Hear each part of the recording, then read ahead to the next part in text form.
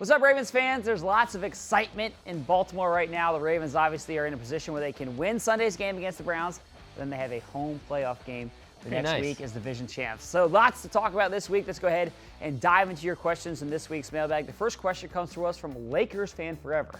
He's maybe a Ravens fan too, I guess. Sure, I guess so. Yes, but the question is, how far can this team go?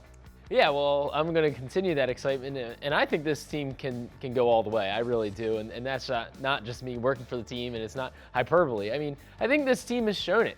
They were right there with the Chiefs, should have beaten them. It was a miracle play by Mahomes to really beat the Ravens at the end. Right there with the Saints, who are probably the NFC's best team. They have home field advantage. They are the #1 seed in the NFC. Right there, could have beaten them, should have taken them to overtime if Justin Tucker makes that extra point. So to me, the Ravens have shown that they can slay all of the Giants in the NFL. And now they proved that they did do it. They actually did it in LA against the Chargers on a short week. They had a long week.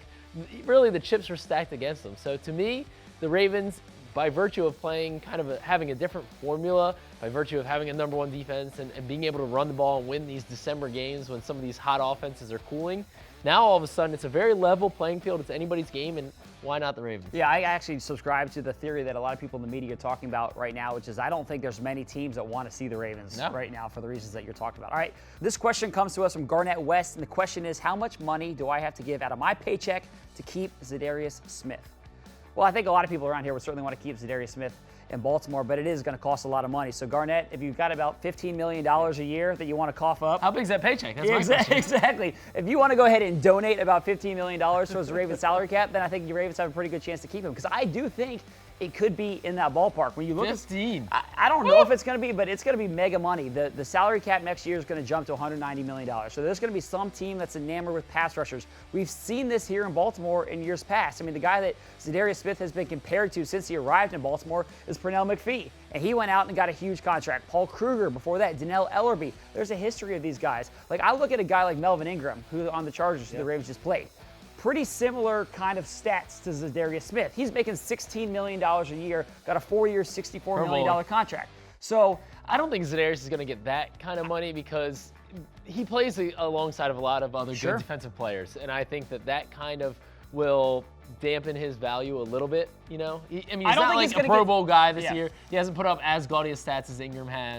Actually, yeah, as you look at their numbers, it's really not that different. Previous? Yeah. Previous to this year? Yeah, previous to this, the first 5 years of Ingram's career, and compare it to Za'Darius Smith, his first 4 years, pretty comparable. Now, look, I don't think he's going to get $16 million a year, but my point is that this is a guy that somebody's going to pay big money, and it only takes one team. So, Garnett, go ahead and cough up a lot of bucks if you're looking to keep Z here in Baltimore. All right, let's keep it moving here. The final question today comes from Aaron Terry, and the question is John Harbaugh a Coach of the Year candidate? He has to be at least in the conversation, right? Yeah, I think he does. I mean, you look at this team on a 3-game losing streak, nobody would have expected them to be where they are right now. And you're transitioning starting quarterbacks from a franchise guy in Joe Flacco who won you to a Super Bowl to a rookie quarterback. That's a hard transition to make, both PR-wise, inside the locker room-wise, and on the field-wise, where you're transitioning to an entirely different offense. The fact that the Ravens weaved in some of that stuff from Lamar Jackson over the summer, kind of kept it rolling through the early part of the season, and then went full force with it, that really speaks to John and his staff. So, yes, I think that he should be in the conversation for Coach of the Year, especially, obviously, the Ravens would have to get to the playoffs, I think, for that to happen. But why not? I mean, he's done a fantastic job kind of balancing veteran and rookies, a lot of rookies stepping up on this team. There's some other good candidates. Nagy out in Chicago has really turned them around as a first-year head coach.